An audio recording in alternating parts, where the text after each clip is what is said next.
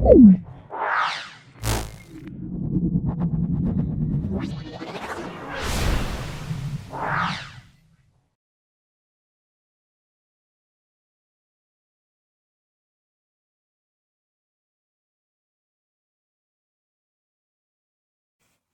এর একদম শেষ ভৌতবিজ্ঞান সেট,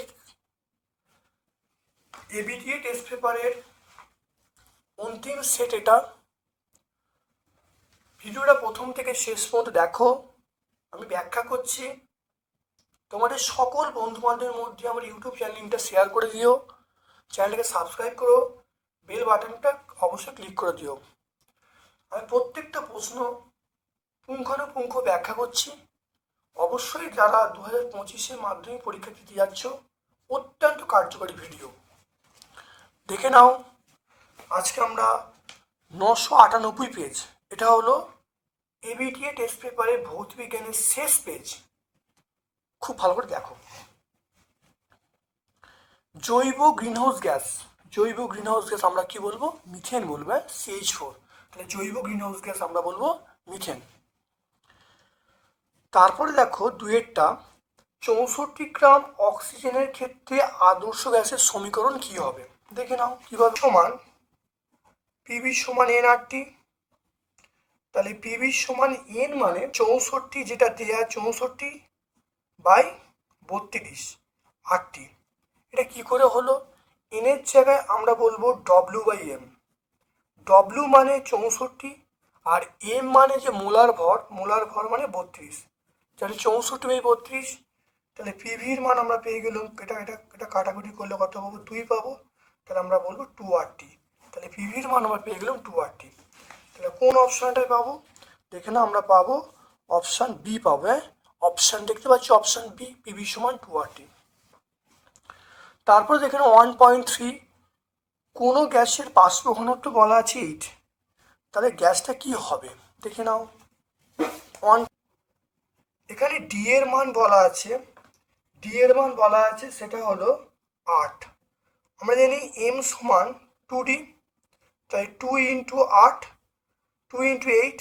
তাহলে এম এর মান আমরা পেয়ে গেলাম 8 × 2 গুণ করলে কত হবে? 16 হবে। তাহলে 8 2 16 হয়ে যাবে। এবার দেখে নাও, আমরা যদি আসি যে অপশান এতে আসি, দেখে নাও অপশান এ। তাহলে অপশান এ যদি বিচার করি, অপশান এ দেখো C2H6। এর দেখো কিভাবে মোলার ভরটা হবে। সি মানে দেখো কত হবে? 12 24 হবে। 24 + 6 মানে 30। তাহলে এটা 30 এখানে বেরিয়েছে, 16 বেরিয়েছে, এটা হবে না। তারপর চলে এসো বি এর অপশানটায়। দেখে নাও বি এর অপশানটা দেখো CH4। সি মানে 12, এইচ মানে 4, 12 + 4 16। এটাই অ্যান্সার হবে। দেখ কেন 16 বেরিয়েছে। তাহলে মোলার ভর এরও 16, এরও 16। তাহলে অপশান বি হবে। সি এরটা তুমি দেখো, সি এরটা দেখো, সি এরটা তুমি দেখো, দেখো C2H4। তাহলে 12 × 24, 24 + 4 মানে 28। এটা হবে না। তারপর দেখো ডি এরটা চলে এসো C2H2। C2H2 মানে 12 × 24, 24 + 2, এটা করলে কত হবে? 26 হবে। আমরা 26 বলবো। তাহলে আলটিমেট অ্যান্সার কত হবে? অপশান বি হবে। দেখতে পাচ্ছ? তাহলে অপশান বিটা হবে। তাহলে আমরা চলে আসবো কোনটায়? অপশান বি দেখো চলে আসলাম। নিম্নলিখিত কোন ধাতুর তাপ পরিমাপ সবচেয়ে বেশি? লোহা, তামা, রূপো, সোনা। সবচেয়ে তাপ পরিমাপ বেশি আমরা কি বলবো? রূপো বলবে। ওই ইঞ্জিন হজে যে পরীক্ষা আছে, পরীক্ষাতে পরিষ্কার বোঝা যায় যে রূপোর তাপ পরিমাপ সবচেয়ে বেশি। 1.5, দেখো প্রিজমের মধ্য দিয়ে সাদা আলো প্রতিসরণের ক্ষেত্রে কোন বর্ণের বিচ্যুতি সবচেয়ে বেশি হয়? আমরা বলবো বেগুনির সবচেয়ে বেশি হয়, তারপর লাল, লালের সবচেয়ে কম, বেগুনির সবচেয়ে বেশি। অ্যান্সার হবে অবশ্যই বেগুনি। শূন্য মাধ্যমে তড়িৎচুম্বকীয় তরঙ্গের বেগ কত? আমরা বলবো আলোর বেগের সমান 3 × 10⁸ মিটার/সেকেন্ড। তারপর চলে এসো 3 ওহম 6 ওহম রোধটা সমান্তর সমবায় তুল্যরোধ কত হবে? সেটা আমরা কত বলবো? 2 ওহম হবে। কি করে হচ্ছে দেখে নাও। 7, তুল্যরোধের সমীকরণ আমরা জানি আরপি সমান R1 × R2/R1 + R2। দুটো রোধের গুণফল বাই যোগফল। তাহলে দুটো বলা আছে, একটা 3 একটা 6, তাহলে এটা হলো 3 × 6 আর একটা হলো 3 + 6। দেখতে পেলে? খুব ভালো দেখে নাও। তাহলে দুটো, একটারও 3 একটারও 6, তাহলে 3 × 6/3 + 6। এটা করলে যেটা হবে RP সমান আমরা বলবো 3 × 6 বা এটা কত 9 হবে, এটা কাটাকুটি করলে 3, এটা কাটলে 2 হবে, তাহলে RPর মানটা আমরা পেয়ে যাব 2 ওহম। তাহলে সমান্তর সমবায় রোধটা কত পেয়ে যাবো 2 ওহম। দেখে নাও, আমরা পেলাম। তারপর দেখো 1.8 চলে এসো। কোনো পরিবাহীর মধ্য দিয়ে 2 মিনিটে 120 কুলম আধান প্রবাহিত হচ্ছে, প্রবাহমাত্রা কত? এটা 1.8 চলে আসবো। দেখে না 1.8। আমরা I সমান আমরা বলবো Q/T। আয়ের মান দেখো পেয়ে যাব 120 কুলম। আর সময় মানে বলা যে 2 মিনিট মানে তাহলে 2 × 60, তাহলে আমরা কত করবো 120/120, তাহলে কাটাকুটি করলে তাহলে আয়ের মান পেয়ে যাবে 1 অ্যাম্পিয়ার, এ মানে অ্যাম্পিয়ার। তাহলে কোন অ্যান্সারটা পাবো? অবশ্যই আমরা অপশান ডি পেয়ে যাবো। এখানে অপশান ডি। তেজস্ক্রিয় মৌলের খনিতে কি পাওয়া যায়? অবশ্যই হিলিয়াম পাওয়া যায়। আমরা তেজস্ক্রিয় মৌলের খনিতে কি পাবো? হিলিয়াম পাবো। কোনটা চ্যালকোজেন মৌল? চ্যালকোজেন মৌল দেখে নাও, চ্যালকোজেন সিরিজটা আমরা দেখে নিই। চ্যালকোজেন দেখে নাও, চ্যালকোজেন আমরা বলবো 16 নম্বর গ্রুপকে বলবো চ্যালকোজেন। তাহলে 16 নম্বর গ্রুপে কি দেখো আছে, অক্সিজেন আছে, সালফার আছে, অক্সিজেন সালফার এগুলো সব আছে। দেখুন এই গ্রুপটাকে বলবো। তাহলে আমরা অপশানে সালফার আছে, তাহলে অবশ্যই আমরা কি বলবো? সালফার বলবো। এটাকে এসে তারপর দেখো কার্বন ডাই অক্সাইডে কোন বন্ধন কার্বন ডাই অক্সাইডে বন্ধনের সংখ্যা। কার্বন ডাই অক্সাইডে বন্ধনের সংখ্যা কটা? দেখে নাও কার্বন ডাই অক্সাইডে বন্ধন কটা। কার্বন ডাই অক্সাইডে দেখে নাও, কার্বন ডাই অক্সাইড এটা দ্বিবন্ধন। তাহলে কার্বন ডাই অক্সাইড আমরা দেখতে পাচ্ছি দ্বিবন্ধন। তাহলে কি বলবো? এটা দ্বিবন্ধন। তাহলে বন্ধন কটা? তাহলে বন্ধন আমরা বলবো কার্বন ডাই অক্সাইডে বন্ধন বলবো দুটো বলবো। তাহলে কার্বন ডাই অক্সাইডের বন্ধন আমরা বলবো দুটো। তাহলে সমযোজী বন্ধন কটা? সমযোজী বন্ধন দুটো।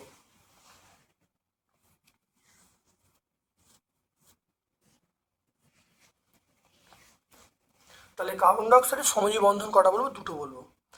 তড়িৎ বিশ্লেষণের পাত্র আমরা কি বলবো? ভোল্টামিটার বলবো। তড়িৎ বিশ্লেষণের পাত্র আমরা বলবো ভোল্টামিটার, যে পাত্রে তড়িৎ বিশ্লেষণ করা হয়।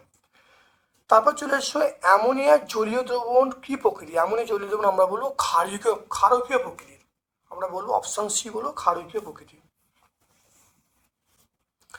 তারপর দেখে নাও ডুরালুমিনে কোন ধাতু থাকে না? ডুরালুমিনে দেখো যেটা থাকে না, দেখো অ্যালুমিনিয়াম থাকে, কপার থাকে, ম্যাঙ্গানিজ থাকে, ম্যাগনেসিয়াম থাকে। তাহলে এখানে আমরা বলবো জিঙ্ক বলবো। অপশান আমরা জিঙ্ক বলবো। ডুরালুমিনে দেখো তুমি এখানে দেখো জিঙ্ক পাবে না, ডুরালুমিনে থাকে না জিঙ্ক। তাহলে বাকিগুলো থাকে, যেমন অ্যালুমিনিয়াম থাকে, কপার থাকে, ম্যাগনেসিয়াম ম্যাঙ্গানিজ থাকে, কিন্তু জিঙ্ক থাকে না। তাহলে আলোচ্য প্রশ্নের উত্তর আমরা কি বলবো? জিঙ্ক বলবো। কাঁচা ফল পাকাতে আমরা কি ব্যবহার করি? কাঁচা ফল পাকাতে আমরা ইথিলিন ব্যবহার করি। কাঁচা ফল পাকাতে আমরা ইথিলিন ব্যবহার করি। তারপর দেখো কেলভিনের স্কেলে জলের স্ফুটনাঙ্ক কত? কেলভিনের স্কেলে জলের স্ফুটনাঙ্ক আমরা বলবো 273 + 100, তাহলে আমরা বলবো 373 কেলভিন। লেন্সের ক্ষমতার একক আমরা বলবো ডায়াপ্টার, ডি লিখলেই হবে ডায়াপ্টার। মানুষের চোখে নিকটবিন্দু অবস্থান আমরা বলবো 25 সেন্টিমিটার দূরে। কত নিকটবিন্দু অবস্থান? 25 সেন্টিমিটার। অ্যামোনিয়াকে শুষ্ক করতে আমরা ব্যবহার করি পোড়াচুন, সিএও পোড়াচুন ব্যবহার করি, পোড়াচুন ব্যবহার করি।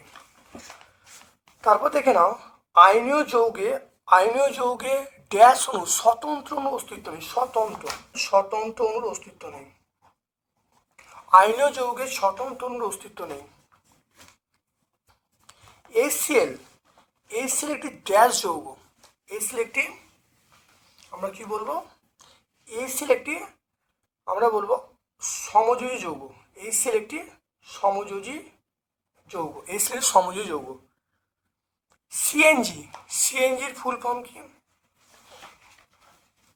Compressed natural gas. আমরা কি বলবো? Compressed natural gas.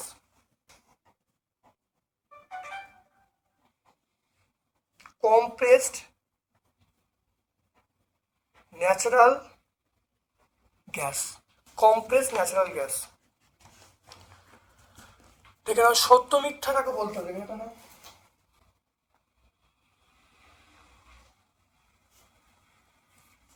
দেখে নাও বায়ুমণ্ডলের ট্রপোস্ফিয়ার স্তরে জেট বিমান চলাচল করে। বায়ুমণ্ডল ট্রপোস্ফিয়ার নয়, স্ট্র্যাটোস্ফিয়ার। তাহলে জেট 2-1 এটা আমরা মিথ্যা বলবো, স্ট্র্যাটোস্ফিয়ার, ট্রপোস্ফিয়ার নয়। তারপর দেখে নাও দেখে নাও জেট প্লেন চলাচল করে স্ট্র্যাটোস্ফিয়ারের মধ্য দিয়ে, দেখতে পাচ্ছ স্ট্র্যাটোস্ফিয়ারের মধ্য দিয়ে, ওটা তাহলে মিথ্যা হবে। তারপরে কোনো বস্তুর মধ্য দিয়ে তাপ পরিবহনের সময় বস্তুর উপাদানের কণাগুলো স্থান পরিবর্তন করে। যখন তাপ পরিবহন করে বস্তু উপাদান কণাগুলো কোনো স্থান পরিবর্তন করে না বলবে, এটা আমরা মিথ্যা বলবো। তারপর দেখো বিওটি হলো তড়িৎ শক্তির একক। তাহলে বিওটি হলো তড়িৎ শক্তির একক, অবশ্যই এটা, তাহলে এটা আমরা বিওটি বলবো তড়িৎ শক্তির একক।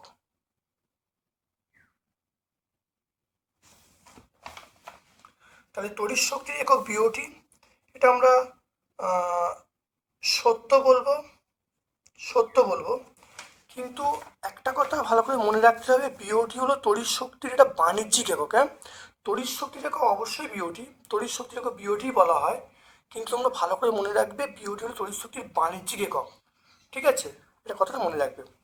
তারপর দেখো অথবা প্রশ্ন দেখো, গৃহবর্তনীতে সমস্ত যন্ত্র শ্রেণী সমবায়ে থাকে, এটা মিথ্যা। তাহলে অথবার প্রশ্নটা আমরা বলবো মিথ্যা। তারপর দেখো জলের তড়িৎ বিশ্লেষণে ক্যাথোডে অক্সিজেন উৎপন্ন, দেখো ক্যাথোডে অক্সিজেন উৎপন্ন হয়, ক্যাথোডে হাইড্রোজেন উৎপন্ন হচ্ছে। এখানে কি দেওয়া আছে, ক্যাথোডে কি উৎপন্ন হচ্ছে, দেখো অক্সিজেন, তাহলে এটা মিথ্যা।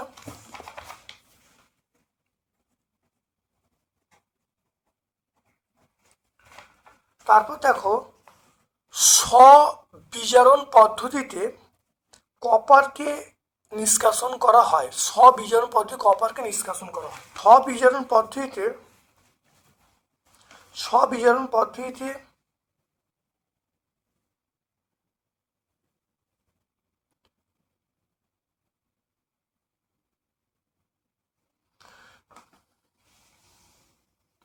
দেখে নাও, স্ববিজারণ পদ্ধতিতে আমরা কপার সালফেট থেকে কপার নিষ্কাশন, অর্থাৎ কপার গ্লান্স থেকে কপার নিষ্কাশন করা হয়। তাহলে এটা সত্য বলবো। হ্যাঁ, এটা আমরা অবশ্যই কি বলবো, এটা সত্য বলবো।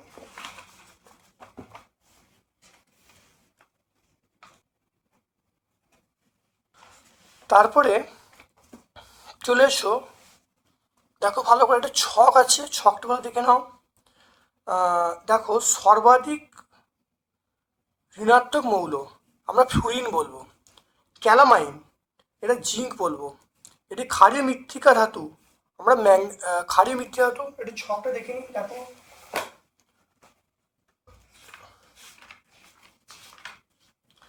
নাও ক্ষারীয় মৃত্তিকা ধাতু আমরা কোথায় বলবো, ক্ষারীয় মৃত্তিকা এটা 2 নম্বর গ্রুপে বলবো। তাহলে 2 নম্বর গ্রুপে দেখো ম্যাগনেসিয়াম আছে, তাহলে ক্ষারীয় মৃত্তিকা ধাতু অবশ্যই ম্যাগনেসিয়াম। তাহলে ক্ষারীয় মৃত্তিকা ধাতু আমরা বলবো ম্যাগনেসিয়াম বলবো। তারপর দেখো ইথানোয়িক অ্যাসিড আমরা বলবো CH3COOH, আর অলিয়াম H2SO7। দেখতে পারলে এই এমওটা কোনো জায়গায় কাজে লাগবে না। সিবিএম এর ফুল ফর্ম কি, সিবিএম এর ফুল ফর্ম দেখে নাও, কোল বেড মিথেন।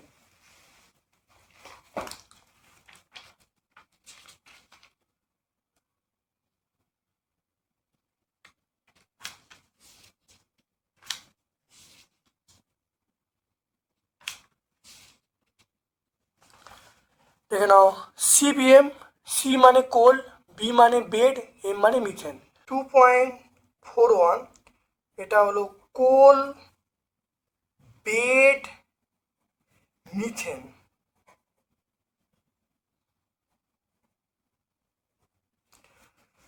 তারপর দেখে নাও সর্বজনীন গ্যাস ধ্রুবকের এসআই একক joule, mole inverse, kelvin inverse. তাহলে কি বলবো? Joule, mole inverse, kelvin inverse, এটা আমরা বলবো। তারপর দেখো চার্লস সূত্রের ভিটি লেখচিত্র কেমন। দেখে নাও চার্লস সূত্রের ভিটি লেখচিত্র, অথবা প্রশ্ন দেখে নাও, দেখে নাও, এটা ভি, এটা টি। তাহলে চার্লস সূত্রের ভিটি লেখচিত্র আমরা বলবো মূল বিন্দু সরলরেখা।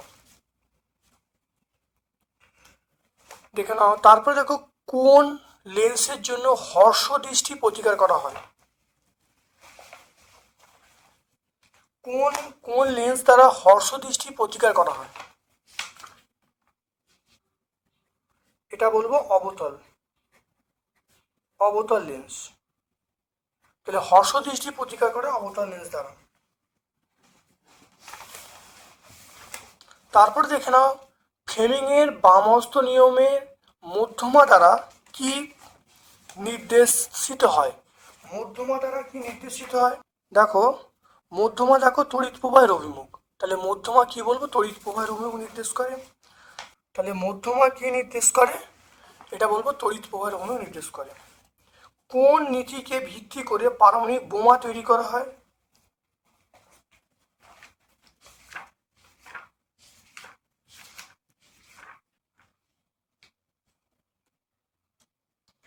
এটা নিউক্লিয় বিভাজন। হ্যাঁ,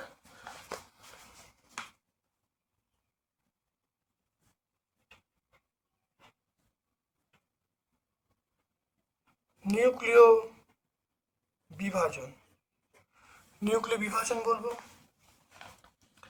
ভেদন ক্ষমতা ঊর্ধ্বক্রমে সাজাতে বলছি। ভেদন ক্ষমতা ঊর্ধ্বক্রম, ঊর্ধ্বক্রম মানে ছোট। অথবা প্রশ্ন সবচেয়ে কম হলো আলফা, তারপরে বিটা, তারপরে গামা। আলফার কম, আলফা, বিটা, গামা। তাহলে ছোট থেকে বড়, এটা ছোট, তারপরে তার এর থেকে বড় হলো বিটা, তারপরে গামা। তারপর দেখো তড়িৎ বিশ্লেষণের সময় কোন তড়িৎ দ্বারে বিজারণ ঘটে। তাই এটা আমরা বলবো 2.2.46, এটা বিজারণ ঘটে ক্যাথোড। ক্যাথোডে কি ঘটে? বিজারণ। আমরা কি বলবো? ক্যাথোড। কোন তড়িৎ দ্বারে বিজারণ ঘটে? বিজারণ ঘটে আমরা বলবো ক্যাথোড তড়িৎ দ্বারে বিজারণ ঘটে। বিভাগ গয়ের প্রশ্নে, বিভাগ গ গুলো 2 নম্বরের প্রশ্ন। দেখে নাও বায়োগ্যাস কাকে বলে? বায়োগ্যাসের উপাদানগুলো লিখতে বলছি।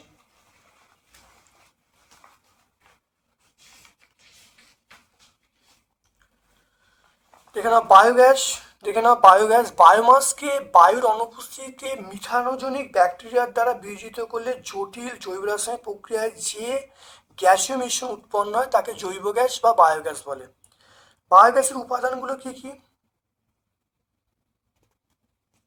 বায়োগ্যাসের দেখে নাও প্রধান উপাদান আমরা মিথেন বলবো, এছাড়া CO2 এবং সামান্য H2S এবং জলীয় বাষ্প থাকবে।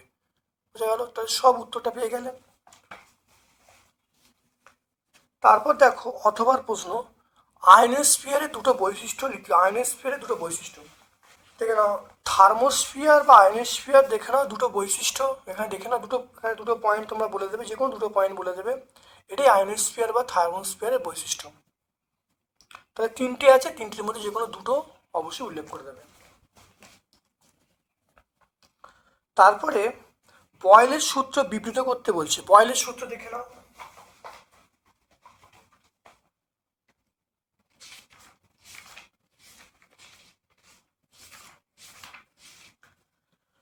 দেখে নাও উষ্ণতা স্থির থাকলে নির্দিষ্ট করে কোনো গ্যাসের চাপ, কোনো গ্যাসের আয়তন তার চাপের সঙ্গে ব্যস্ততার মধ্যে পরিবর্তিত হয়। সূত্র লিখে দেবে, যদি সম্ভব হয় ব্যাখ্যাটা লিখে দেবে যে গ্যাসের আয়তন যদি ভি, চাপ যদি পি হয়, তাহলে লিখতে পারি ভি সমান বাই পি, অর্থাৎ P V equal to constant. তারপর দেখো পরম প্রতিসরাঙ্ক কাকে বলে, এর একক লিখতে বলছে।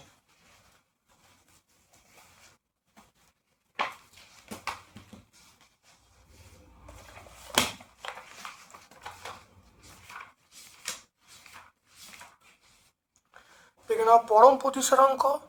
দেখো কোনো মাধ্যমের পরম প্রতিসরাঙ্ক শূন্য মাধ্যমের আলোর গতিবেগ এবং ওই মাধ্যমে আলোর গতিবেগের অনুপাত। অর্থাৎ পরম প্রতিসরাঙ্ক সমান শূন্য মাধ্যমে আলোর বেগ বাই ওই মাধ্যমে আলোর বেগ। এর কোনো একক নেই, হ্যাঁ দেখে নাও, এর কোনো একক নেই, কারণ দুটো দুটো বেগের অনুপাত, তাহলে এটার একক নেই। তারপর থেকে চলে আসছি বিপদ সংকেত হিসাবে আমরা লাল আলো কেন ব্যবহার করি। এখানে বিপদ সংকেত হিসাবে কেন লাল আলো ব্যবহার করি, খুব ভালো করে পড়ে নেবে, খুব ভালো দেখে নেবে এটা লাল আলো ব্যবহার করার কারণ। 37-এর প্রশ্নে এটা মনে রাখবে, এখানে যেটা বলা আছে, লাল আলোর তরঙ্গদৈর্ঘ্যের দৃশ্যমান আলোর মধ্যে লাল আলোর তরঙ্গদৈর্ঘ্য কম হয়, তাই লাল আলোর তরঙ্গদৈর্ঘ্য কম হওয়ার জন্য বিক্ষেপণ কম হয়, তাহলে বিক্ষেপণ কম হওয়ার জন্য আলোটা বহুদূর পর্যন্ত যেতে পারে, সেই জন্য আমরা লাল আলো ব্যবহার করি।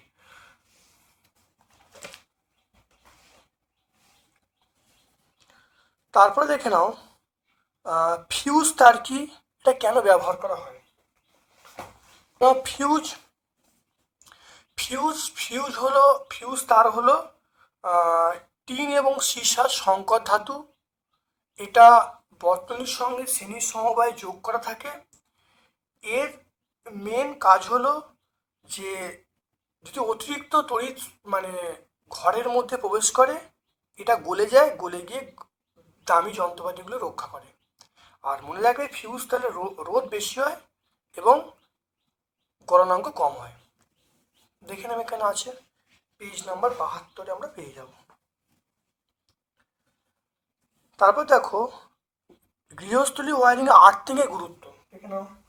এখানে আর্থিংয়ের সুফল বা গুরুত্ব, 1 নম্বর পয়েন্ট হলো আর্থিং ব্যবস্থা থাকলে লাইভ তারটি বৈদ্যুতিক যন্ত্রপাতি ধাতব সংস্পর্শে আসে এবং আর্থিং তারের মধ্য দিয়ে যাবে, কারণ ধাতব তার পৃথিবীর সঙ্গে যুক্ত থাকে, ফলে ব্যক্তি শক লাগলেও, তাহলে ব্যক্তি স্পর্শ করলেও শক লাগবে না, নাম্বার 1। নাম্বার 2 হলো শর্ট সার্কিট যদি কোনো কারণে হয়, তাহলে বেশিরভাগ আর্থিং তারের মধ্য দিয়ে তড়িৎটা ভূপৃষ্ঠে চলে যায়। এখানে দুটো কারণ এখানে পেয়ে যাবে, 3টে কারণ হয়, 3টের মধ্যে আমরা 2টো বলে দেবে। 5 দেখো, 3-এর দাগের 5, এ বি সি মৌলগুলির পরমাণু ক্রমাঙ্ক বলা আছে 1, 11, 17। বিভিন্ন কক্ষে ইলেকট্রন বিন্যাস করে দেখাও বিসি এবং এসি দ্বারা যৌগ দুটিতে কী ধরনের যোজ্যতা দেখা যাবে। দেখে নাও ভালো করে। তাহলে এ দেখো বাইরের কক্ষে ইলেকট্রন একটা বলছে, বি দেখো এখানে 11টা মানে আমি ভাঙলে কি হবে, ইলেকট্রন বিন্যাস করলে 2 হবে, 8 হবে, 1 হবে। আর সি যৌগটা কি বলেছে, সি যৌগটা 17 মানে 2 হবে, 8 হবে, 7 হবে। তাহলে দেখে নাও এর ধরো যোজ্যতা, এর যোজ্যতা 1, বি এর যোজ্যতা 1, আর সি এর যোজ্যতাও কিন্তু 1। এর দেখো একটা ইলেকট্রন আছে, তাহলে যোজ্যতা 1 বলবো। বি এর দেখো বহিস্থ কক্ষে একটা ইলেকট্রন আছে, তাহলে 1 হবে। এর একটা ইলেকট্রন দিলে তাহলে কি হবে, অষ্টক পূর্ণ হবে, তাহলে যোজ্যতা 1। তাহলে প্রত্যেকের মানে এ বি সি প্রত্যেকের কিন্তু যোজ্যতা 1 করে বলবো। এবার দেখো বলা আছে বিসি, বিসি যে দেখে নাও বিসি যে যৌগ, তাহলে এখানে কি যৌগ তৈরি হবে, তাহলে বিসি এইটা হলো আমরা বলবো তড়িৎজয়ী যৌগ, এটা হলো তড়িৎজয়ী যৌগ সৃষ্টি হবে, তড়িৎজয়ী যৌগ। অর্থাৎ তড়িৎ যদি বলি কোন বন্ধন বলি, তাহলে তড়িৎজয়ী বন্ধন তৈরি হবে, তড়িৎজয়ী তার যৌগটা যদি বলি তড়িৎজয়ী যৌগ, আর বন্ধন বলে তড়িৎজয়ী বন্ধন তৈরি হবে। এরপর দেখো এসি, এ এবং সি দেখো এর একটা ইলেকট্রন, এর একটা ইলেকট্রন 7টা, তাহলে অষ্টক পূর্ণ হবে, তাহলে একটা ইলেকট্রন হলে এর অষ্টক পূর্ণ হয়ে যাবে, এর একটা ইলেকট্রন বাইরে আছে, তাহলে আমরা কি বলবো, তাহলে এখানে দেখো সি, এই যৌগটা আমরা বলবো সমযোজী যৌগ, এই যৌগটা হবে সমযোজী যৌগ, সমযোজী যৌগ তৈরি হবে। আর এর বন্ধনটা কি, সমযোজী বন্ধন, সমযোজী এক বন্ধন, হ্যাঁ, তাহলে যদি বন্ধন কটা হয় তাহলে সমযোজী এক বন্ধন। এই যৌগটা বিশের মধ্যে, তাহলে সিদ্ধান্ত হলো এটা হলো তড়িৎজয়ী যৌগ তৈরি হবে, আর বন্ধনটা হলো তড়িৎজয়ী বন্ধন। আর এখানে এ এবং সি, এ এবং সি এই যৌগটার মধ্যে সমযোজী যৌগ তৈরি হবে, এটা হলো যদি বন্ধন বলি তাহলে আমরা বলবো সমযোজী এক বন্ধন। তাহলে এ এবং সি এর মধ্যে সমযোজী এক বন্ধন তৈরি হবে। নাও NaCl NaCl যৌগের লুইস স্তর দেখাতে বলছি। NaCl যৌগের লুইস স্তর, যৌগে দেখো লুইস স্তর ভালো দেখে নেবে। NaCl যৌগের লুইস স্তর ভালো দেখে নেবে, এটা পেজ নাম্বার আমরা 105-এ পেয়ে যাব। আয়নীয় এবং সমযোজী বন্ধনের মধ্যে কোনটা বেশি সুস্থিত এবং কেন? আয়নীয় বন্ধন এবং সমযোজী বন্ধনের মধ্যে কোনটা বেশি সুস্থিত? মনে রাখবে আয়নীয় সমযোজী বন্ধনের মধ্যে সমযোজী বন্ধন বেশি সুস্থিত, কারণ বিশুদ্ধ অবস্থায় ও জলে দ্রবীভূত অবস্থায় বন্ধন অটুট থাকে। আয়নীয় যৌগের ক্ষেত্রে বিশুদ্ধ অবস্থায় বন্ধন অটুট থাকলেও জলে দ্রবীভূত করলে আয়ন ভেঙে যায়। দেখো নাইট্রোলিয়াম কি, এটা কি কাজে ব্যবহার করা হয়? নাইট্রোলিয়াম কি? দেখো ক্যালসিয়াম সাইনামাইড ও কার্বনের ধূসর মিশ্রণকে নাইট্রোলিয়াম বলে, এটা জমিতে সার হিসেবে ব্যবহার করা হয়। তারপরে দেখে নাও লাইকার অ্যামোনিয়ার বোতলের ছিপি খোলার সময় বোতলটিকে বরফে ঠান্ডা করে খুলতে হয় কেন? দেখে নাও লাইকার অ্যামোনিয়া বোতল খোলার সময় উচ্চ চাপে দ্রবীভূত অ্যামোনিয়া চাপ মুক্ত হওয়ার সঙ্গে সঙ্গে ছিটকে চোখে লাগতে পারে, চোখের ক্ষতি হতে পারে, এই জন্য বোতলটিকে ঠান্ডা করে খুলতে হয়। বোতলটিকে ঠান্ডা করে খুললে বোতলের মধ্যে গ্যাসীয় অ্যামোনিয়া পুনরায় কিছুটা দ্রবীভূত হয়, ফলে বোতলের মধ্যে অ্যামোনিয়া চাপ কমে, ফলে ছিটকে এসে চোখে পড়তে পারে না বা চোখে পড়ার সম্ভাবনা কম থাকে। অ্যামালগাম কাকে বলে উদাহরণ দিতে বলছি। অ্যামালগাম কাকে বলে? অ্যামালগাম দেখে নাও ধাতু সংকরের একটি উপাদান পারদ হলে তাকে অ্যামালগাম বলে। যেমন দাঁতের চিকিৎসায় AgHg, আয়না তৈরিতে SnHg এগুলো ব্যবহার করা হয়। তারপর দেখে নাও টেফলনের মনোমারের নাম কি, এর ব্যবহার লিখতে বলছে। টেফলনের মনোমারের নাম দেখো, টেফলনের মনোমার হলো টেট্রাফ্লুরোইথিলিন। এর গঠন দেখতে পাচ্ছ। এর ব্যবহার হয় ননস্টিক বাসনপত্রে, ইলেকট্রিক সরঞ্জামের অন্তরক হিসেবে ব্যবহার করা হয়, ইলেকট্রিক সরঞ্জামের অন্তরক হিসেবে ব্যবহার করা হয়। তারপর দেখো কার্যকারী গ্রুপ বলতে কি বোঝো, উদাহরণ দিতে বলছে। কার্যকারী গ্রুপ দেখে নাও যে মূলক বা গ্রুপ জৈব যৌগের মধ্যে উপস্থিত থেকে জৈব যৌগের প্রকৃতি ধর্ম নির্ধারণ করে তাকে কার্যকরী মূলক বলে বা ফাংশনাল গ্রুপ বলে।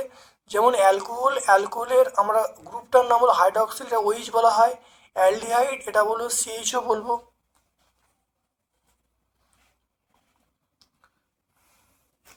তারপরে চলে এসো দেখো বিভাগ ঘয়ে বয়েল ও চাল সূত্রের সমন্বয় সূত্র নির্ণয় করতে বলছি। বয়েল ও চাল সূত্রের সমন্বয় সূত্র দেখে নাও।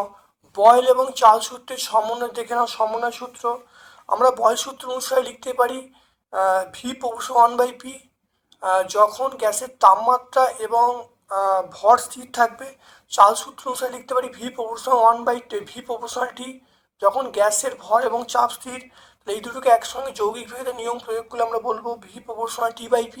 তাহলে কনস্ট্যান্ট আনবো, তাহলে V = K × T/P। তাহলে এখানে কোনাকুনি গুণ করে দাঁড়াবো, তাহলে PV = KT, তাহলে PV/T = K। তাহলে এটাই হলো চার্লস এবং বয়েলের সূত্রের সমন্বয় রূপ। ঠিক আছে, এই পর্যন্তগুলি পরীক্ষায় ফুল মার্কস পেয়ে যাবে। যদি আরেকটু বেশি করো তাহলে দুটো গ্যাসের কথা বিচার করলে আমরা বলবো V1/T1 = P2/T2। পেজ নাম্বার 14-15 পেয়ে যাব। তারপর দেখো অ্যাভোগাড্রোর সূত্রটি বিবৃত করতে বলছি।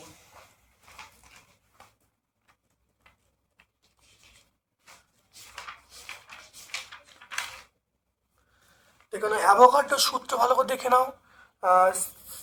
স্থির উষ্ণতা ও চাপে কোনো গ্যাসের আয়তন গ্যাসটির মোল সংখ্যার সঙ্গে সমানুপাতে পরিবর্তিত হয়।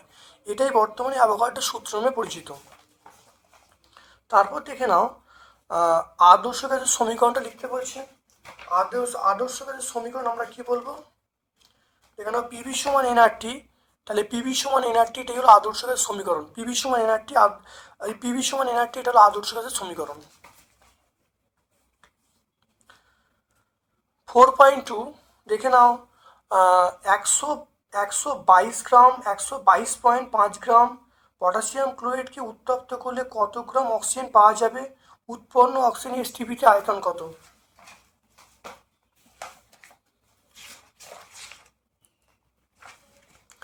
দেখে নাও, পটাশিয়াম ক্লোরাইডকে দেখো উত্তপ্ত করে, উত্তপ্ত করলে KCl প্লাস O2 উৎপন্ন হচ্ছে। তাহলে উত্তপ্ত করে দেখে নাও, এটা দেখো, আমি দেখো KClO3 এটার মান কত, 245 গ্রাম। তাহলে KClO3 এটার যে আণবিক ভর সেটা কত হবে, 245।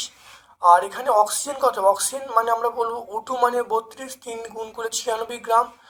তাহলে এখানে দেখে নাও, তাহলে 245 গ্রাম KClO3 থেকে অক্সিজেন পাওয়া যাবে 96 গ্রাম, একে কত, আর দেখো বইয়ে দেওয়া আছে, মানে আমাদের প্রশ্নে দেওয়া আছে 122.5 গ্রাম।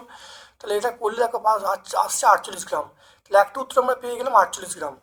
এবার দেখে নাও 3 মো, এখানে দেখো 3টে অক্সিজেন, 3 অণু অক্সিজেন মানে 3 × 22.4 লিটার। তাহলে এসটিপিতে দেখো 96 গ্রাম অক্সিজেন মানে 3 × 22.4 লিটার, একে কত, আর এখানে 48 বেরিয়েছে। বার করলে দেখো যেটা আসবে, ওটা আসবে 33.6 লিটার। তাহলে একটা উত্তর আসবে 48 গ্রাম, আর একটা উত্তর আসবে 33.6 লিটার। এটা 33.6। দেখে নাও 4.3 চলে এসো। তরলের আপাত প্রসারণ গুণাঙ্ক, প্রকৃত প্রসারণ গুণাঙ্ক সংজ্ঞা দিতে বলছে। দেখে নাও,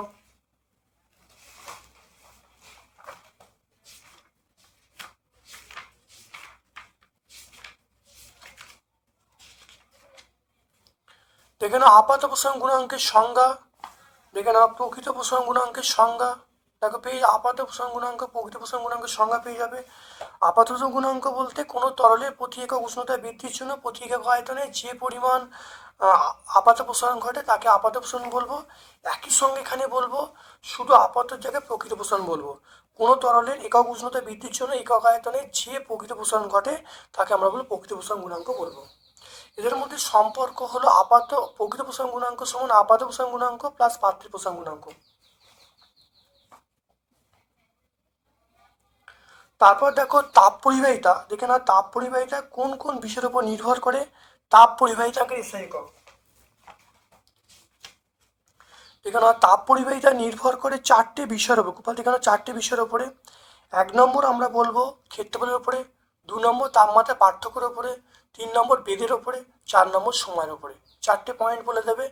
আর এখানে বলবে তারপরে প্রশ্ন দেখো বলা আছে তাপ পরিবাহিতার এসআই। দেখো তাপ পরিবাহিতার এসআই আমরা কি বলবো, watt, metre inverse, kelvin inverse.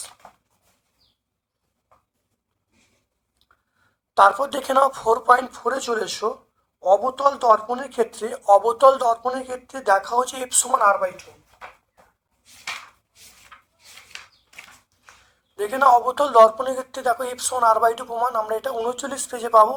39 page থেকে শুরু হবে, আমরা এই 40 পেজে শেষ করবো। দেখো F=R/2। তারপরে দেখো অথবা প্রশ্ন আছে প্রিজমের ক্ষেত্রে প্রিজমের মধ্য দিয়ে আলোর প্রতিসরণের ক্ষেত্রে ডেল্টা=I1 + I2 - এই দুটো প্রশ্ন প্রত্যেকটা পেজে আছে। 2025 মাধ্যমিক পরীক্ষার জন্য অত্যন্ত ইম্পর্টেন্ট প্রমাণ। দেখে নাও, এটা আমরা খুব ভালো দেখে নাও, এই প্রমাণটা করতে হবে। দেখে নাও এই প্রমাণটা খুব ভালো দেখে নাও, এই প্রমাণটা করতে হবে। পেজ নাম্বার 45-এ পেয়ে যাবো।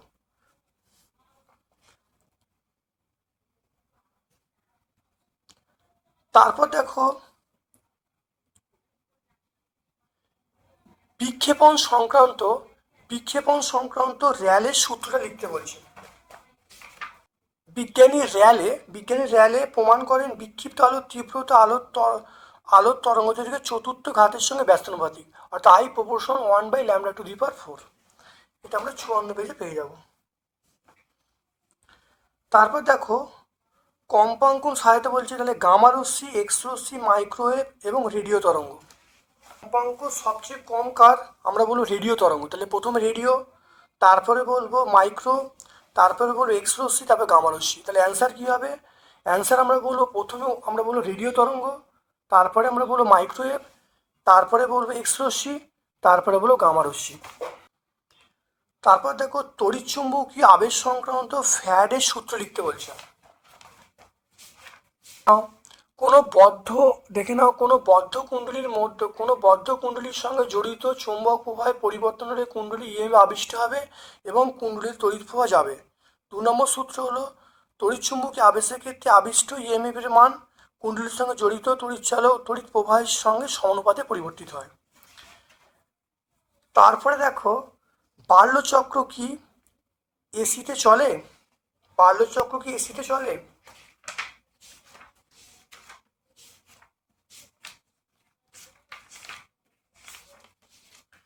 মনে রাখবে বার্লোচক্র সবসময় ডিসিতে চলে, কারণ এসিতে যদি চলে তাহলে বার্লোচক্রে ঘূর্ণন বন্ধ হয়ে যাবে। তাহলে বার্লোচক্র সবসময় ডিসিতে চলে, এসিতে চললে ঘূর্ণন বন্ধ হয়ে যাবে। এখানে এরপরে দেখো একই উপাদানের সমান দৈর্ঘ্য বিশিষ্ট দুটি তার আছে, একটির ব্যাসার্ধ অন্যটার দ্বিগুণ, তাহলে তার দুটির রোধের অনুপাত কত হবে? দেখে নাও ভালো করে। আমরা জানি আর সমান রো এল বাই এ।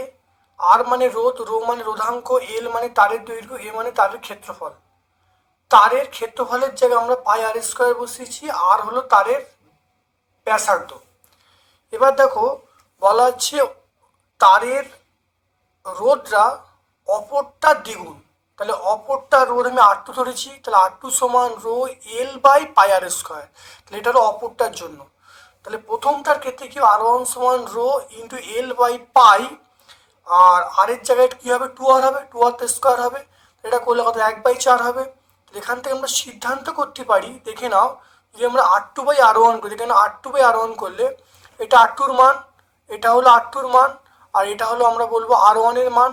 তাহলে r two by R one করলে আমরা কত পাবো, দেখে নাও 4/1। তাহলে r two by R one করলে আমরা পাবো 4/1। বা আমরা যদি উল্টো বলি, যদি ধরো আমরা এরম ভাই যদি বলি আর ওয়ান বাই আর টু করি, তাহলে 1/4। তাহলে r two by R one করতে পারি 4/1, বা যদি আমরা আর ওয়ান বাই আর টু করি তাহলে 1/4 বলবো। তাহলে উত্তর বুঝতে পারলে, এরকম অঙ্কটা কিন্তু সলভ করতে হবে। তড়িতে তাপীয় ফল সংক্রান্ত জুলের সূত্রগুলো লিখতে বলছে। এখানে তড়িতে তাপীয় ফল সংক্রান্ত জুলের সূত্র দেখে নাও ভালো করে। তিনটে সূত্র আছে, দেখে নাও। এক নম্বর সূত্র বলছে যদি পরিবাহী রোধ এবং তড়িৎ প্রবাহের সময় ধ্রুবক থাকে, পরিবাহীতে উৎপন্ন তাপ দেখো প্রবাহমাত্রার বর্গের সমানুপাতিক। 2 নম্বর সূত্র বলছি যদি প্রবাহমাত্রা এবং সময় অপরিবর্তিত থাকে তাহলে পরিবাহীতে উৎপন্ন তাপ রোধের সমানুপাতিক। 3 নম্বর সূত্র বলছি পরিবাহী রোধ এবং তড়িৎ প্রবাহের সময় যদি অপরিবর্তিত থাকে তাহলে পরিবাহীতে উৎপন্ন তাপ সময়ের সঙ্গে সমানুপাতিক। ঠিক আছে, এখানে সময় বলতে আমরা কিন্তু তড়িৎ প্রবাহের সময় বলি। এখানে তিনটে সূত্র আমরা লিখে দেবো, পেজ নাম্বার 71 পেয়ে যাব। তারপরের প্রশ্ন চলে এসো ভর ত্রুটি। ভর ত্রুটি কি এবং নিউক্লিয় বিভাজনে একটি উদাহরণ দিতে বলছে। দেখে নাও কোনো নিউক্লিয়াস যতগুলি প্রোটন ও নিউট্রন নিয়ে গঠিত তাদের সমষ্টি অপেক্ষা নিউক্লিয়াসের ভর কিছুটা কম হয়। এই পার্থক্যকে আমরা ভর ত্রুটি বা ভর ঘাটতি বা ভর বিচ্যুতি বলবো। এরপর দেখো নিউক্লিয় বিভাজনের উদাহরণ দিতে বলছে। নিউক্লিয় বিভাজনের উদাহরণ আমরা দেবো, সেটা আমরা বলবো নিউক্লিয় রিঅ্যাক্টর। আমরা উদাহরণ কি দেবো, নিউক্লিয় রিঅ্যাক্টর দেবো। তারপর দেখো আধুনিক পর্যায় সূত্রটা লিখতে, দেখে নাও এর পরের প্রশ্ন বলছে আধুনিক পর্যায় সূত্রটা লিখতে বলছে। বিভিন্ন মৌলের ভৌত রাসায়নিক ধর্ম তার পরমাণু ক্রমাঙ্ক বৃদ্ধির সঙ্গে পর্যায়ক্রমে পুনরাবৃত্ত হয়।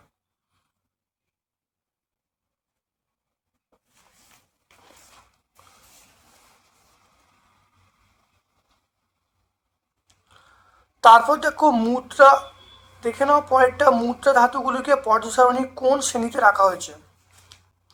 দেখে নাও মুদ্রা ধাতুগুলিকে পর্যায় সারণী দেখে নাও 11 নম্বর শ্রেণীতে, আর 11 নম্বর শ্রেণীতে রাখা হয়েছে।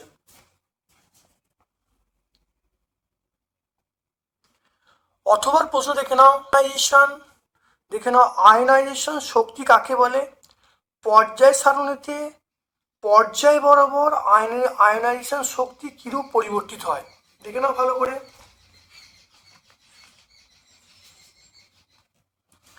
দেখুন আয়নাইজেশন শক্তি দেখতে পাচ্ছ, ভূমিস্তরে বা সর্বনিম্ন শক্তিস্তরে অবস্থিত কোনো মৌলের একটি বিচ্ছিন্ন বা গ্যাসীয় প্রশম পরমাণু থেকে তার বহিস্তম কক্ষের ইলেকট্রনকে অপসারিত করতে এক একক চার্জযুক্ত ধনাত্মক আয়নে পরিণত করতে যে ন্যূনতম শক্তির প্রয়োজন হয় তাকে আমরা আয়নাইজেশন শক্তি বলবো। হয়ে গেল, এটা সংজ্ঞাটা পেয়ে গেলে 101 পেজে তোমরা পেয়ে যাবে। এবার দেখো পরিবর্তনটা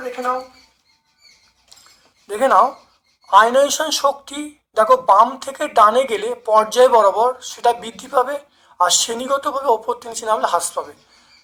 বুঝতে পারলে? তাহলে আয়নীয় শক্তি পর্যায় বরাবর শ্রেণী বরাবর কিভাবে পরিবর্তিত হয়, উত্তর পেয়ে গেলে। এরপরে চলে এসো তড়িৎ লেপন। দেখো তড়িৎ লেপন কাকে বলে, এর উদ্দেশ্য কি? এখানে অপেক্ষাকৃত বেশি সক্রিয় ধাতু যেমন লোহা, তামা, পিতল তৈরি বস্তুর উপর তড়িৎ বিশ্লেষণ প্রক্রিয়ায় কম সক্রিয় ধাতু যেমন সিলভার, গোল্ড, নিকেল, ক্রোমিয়াম এর প্রলেপ দেওয়াকে আমরা বলবো তড়িৎ লেপন বলবো। এরপরে উদ্দেশ্য কি? উদ্দেশ্য এখানে আছে, 1 নম্বর পয়েন্ট হলো যে জলবায়ু অক্সিজেন হাত থেকে রক্ষা করা। নাম্বার 2 হলো সৌন্দর্য বৃদ্ধি করা। 3 নম্বর হলো বস্তুকে আকর্ষণীয় করে তোলা আর দীর্ঘস্থায়ী করা। তাহলে 116 পেজে আমরা সব উত্তরগুলো পেয়ে যাব। সিএনজি, এখানেও সিএনজি দুটি ব্যবহার উল্লেখ করতে বলছে। সিএনজি দুটো ব্যবহার। সিএনজি দুটি ব্যবহার, 1 নম্বর ব্যবহার হলো সিএনজিকে আমরা ব্যবহার করি জ্বালানি হিসাবে, নাম্বার 1। তারপর দেখো যন্ত্রচালিত পরিবহন শিল্পে সিএনজি ব্যবহার করলে পরিবেশনের মাত্রা অনেক কম হয়, তাই বাস, ট্যাক্সি এবং অটোরিক্সা সহ বিভিন্ন গণপরিবহন ব্যবস্থায় আমরা জ্বালানি হিসাবে সিএনজি ব্যবহার করা যাচ্ছে বা ব্যবহার করা হচ্ছে। দেখতে পেলে? তাই সিএনজির ব্যবহার পেয়ে গেলাম। এরপর দেখো পরের প্রশ্ন, আইসোমার কি? দেখতে পাচ্ছ আইসোমার কাকে? এখানেও আইসোমার দেখতে পাচ্ছ, আইসোমার বা সমাবয়ব। আইসোমার বা বাংলায় বলা হয় সমবয়ব। একই আণবিক সংকেতযুক্ত কিন্তু ভিন্ন ধর্মবিশিষ্ট একাধিক যৌগ গঠনের ঘটনাকে আমরা বলবো সমবয়বতা বা আইসোমেরিজম। আর একই আণবিক সংকেত বিশিষ্ট ভিন্ন ধর্মী যৌগ সমূহকে আমরা আইসোমার বা সমবয়ব বলবো। দেখে নাও। তারপর দেখো চলে এসো জৈব যৌগ এবং অজৈব যৌগের 3টি ধর্মের তুলনা করতে বলছি। দেখে নাও ভালো করে।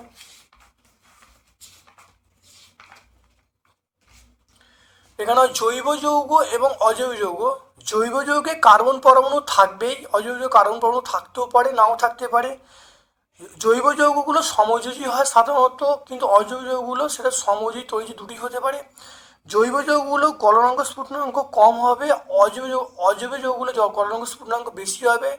জৈব যৌগে পলিমার গঠন করতে পারে, অজৈব যৌগ সাধারণত পলিমার গঠন করতে পারে না। তাহলে এটা আমরা পেয়ে যাব। 3টে পার্থক্য লিখে দেবে। তারপরে দেখো 4.12 স্পর্শ পদ্ধতিতে সালফিউরিক অ্যাসিড তৈরি নীতি এবং বিক্রিয়াগুলো লিখতে বলছে। দেখে নাও স্পর্শ পদ্ধতি দেখে নিই আমরা। দেখে নাও 3টে ধাপ আছে। 1 নম্বর হলো সালফারকে বায়ুতে পড়ালে সালফার ডাইঅক্সাইড উৎপন্ন হয়।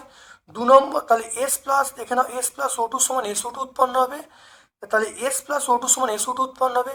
2 নম্বর পয়েন্ট হলো SO2 এবং SO2 এবং বায়ুর মিশ্রণকে 450 তাপমাত্রা 1 থেকে 1.5 বায়ুমণ্ডলীয় চাপে প্ল্যাটিনাম অ্যাসবেস্টস অনুঘটের উপস্থিতিতে কি উৎপন্ন করবে? সালফার ট্রাইঅক্সাইড উৎপন্ন করে, তার সঙ্গে প্রচুর তাপ উৎপন্ন করবে। সেই সালফার ট্রাইঅক্সাইডকে ঠান্ডা করে 98% গাঢ় H2SO4 দ্বারা শোষণ করলে অলিয়াম উৎপন্ন হবে। এই অলিয়ামকে আমরা বলবো ধূম্রমান সালফেট বলবো। আর অলিয়ামের সঙ্গে প্রয়োজন মতো পাত্রী জল মিশিয়ে আমরা 98% H2SO4 উৎপন্ন করতে পারি। এই বিক্রিয়াটা লিখে দেবে। তাহলে এটা 127 পেজ আমরা পেয়ে যাব। তারপর দেখো অথবার প্রশ্ন হলো, দেখে নাও অথবার প্রশ্ন। পরীক্ষাগারে দেখে নাও, পরীক্ষাগারে হাইড্রোজেন সালফাইড প্রস্তুতির প্রয়োজনীয় রাসায়নিক উপাদান সমীকরণ লিখতে বলছে। হাইড্রোজেন সালফাইড খুব ভালো দেখে নাও কী কী লাগবে।